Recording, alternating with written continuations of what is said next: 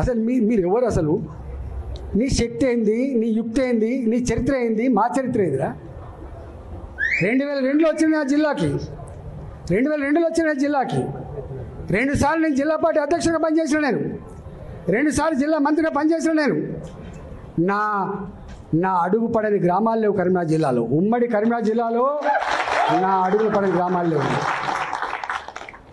ఉమ్మడి కరీంనగర్ జిల్లాలో నేను కరీంనగర్లో ఉంటే పొద్దున ఉదయం పొయ్యి ముట్టిస్తే రాత్రి 12 గంటలకు కూడా ఆ పొయ్యి ఆరిపోయేది కాదు.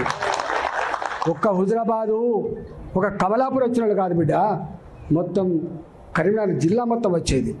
పక్క పంటున్న జిల్లాలు కూడా అప్పుడప్పుడు వచ్చిపోయేది. ఇవాళ నేను 2 సార్లు 40 ఫ్లోర్ లేదని చెప్తున్నా అంటే నాకు తెలియని జిల్లా ఉంటుందా? నేను పోని మండలం ఉంటుందా? నేను మాట్లాడినటువంటి జాతులు ఉంటాయా?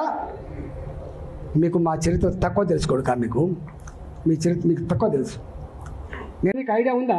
ఒక ముఖ్యమంత్రికి ఇట్లా మాట్లాడు, ₹1 మిస్టర్ నీ అబ్బాయి జాగీరు కాదని చెప్పినోడు ఈటలా గుర్తుపెట్టుకో.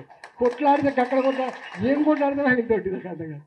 రాజశేఖర్తో కొట్లాడినాడు ఒక అర్థం ఉంది, అంతకంటే ముందు ముఖ్యమంత్రితో కొట్లాడినాడు అర్థం ఉంది, రేవంత్ గారితో కొట్లాడిన అర్థం ఉంది, కిరణ్ కుమార్ గారితో కొట్లాడినట్టు అర్థం ఉంది, కేసీఆర్తో కొట్లాడినాడు అర్థం ఉంది. ఎవరితో కొట్లాడాలి? నేను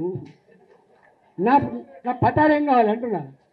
ఎంపీకి కూడా నాకు ఎన్ని ఓట్లు వచ్చినాయో గన్ని ఓట్లు సమానంగా వేయించిన చరిత్ర తప్ప ఎమ్మెల్యేకు ఎక్కువ ఓట్లు, ఎంపీకి తక్కువ ఓట్ల చరిత్ర లేదు. ఇప్పటికీ ఆయన అంతరాత్మ తెలుస్తుంది మా భూమరావు గారికి. 2 కలిపే వచ్చేది. 2 కలిపే వస్తే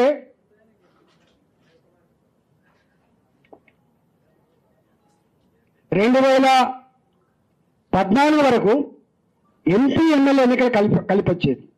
ఇక రాజీనామా చేస్తే వచ్చిన బై ఎలక్షన్ కలిపి వచ్చేది. ఈటలుగా నా ఎమ్మెల్యేకి ఎన్ని ఓట్లు వచ్చేదో ఎంపీగా ఆయన కూడా గన్ని ఓట్లు వచ్చేది. 2019లో మోడీ గారి ప్రపంచం వచ్చినాడు. 2019లో మోడీ గారి ప్రపంచం వచ్చినాడు.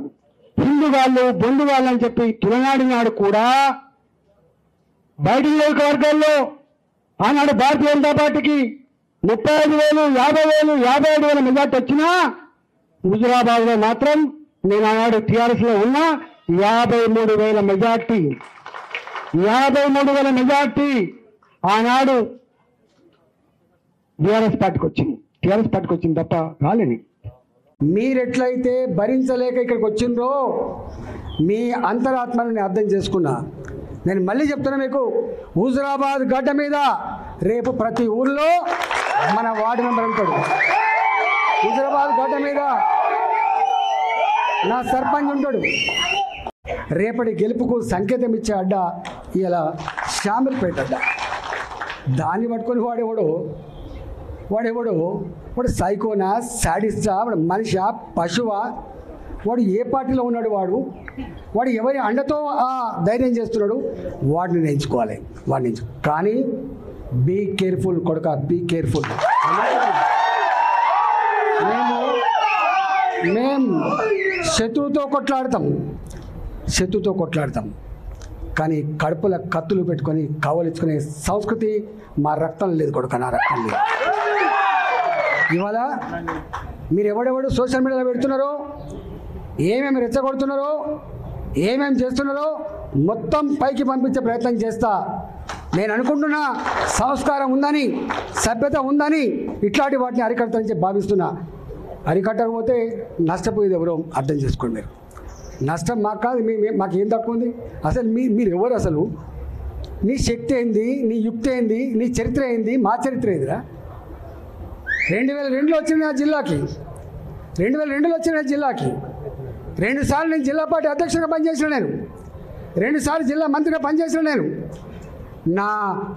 నా అడుగు పడని గ్రామాలు లేవు కరీంనగర్ జిల్లాలో. ఉమ్మడి కరీంనగర్ జిల్లాలో నా అడుగు పడని గ్రామాలు లేవు.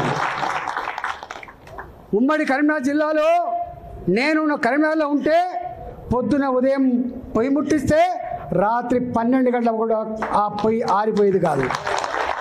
ఒక్క హుజరాబాదు, ఒక కమలాపూర్ వచ్చిన వాళ్ళు కాదు బిడ్డ, మొత్తం కరీంనగర్ జిల్లా మొత్తం వచ్చేది. పక్క పంటున్న జిల్లాలు కూడా అప్పుడప్పుడు వచ్చిపోయేది. ఇవాళ నేను 2 సార్లు 40 ఫ్లోర్ లీడర్ చెప్తున్నా అంటే నాకు తెలియని జిల్లా ఉంటుందా? నేను పోని మండలం ఉంటుందా? నేను మాట్లాడినటువంటి జాతులు ఉంటాయా? మీకు మా చరిత్ర తక్కువ తెలుసుకోడు కా, మీకు మీ చరిత్ర మీకు తక్కువ తెలుసు.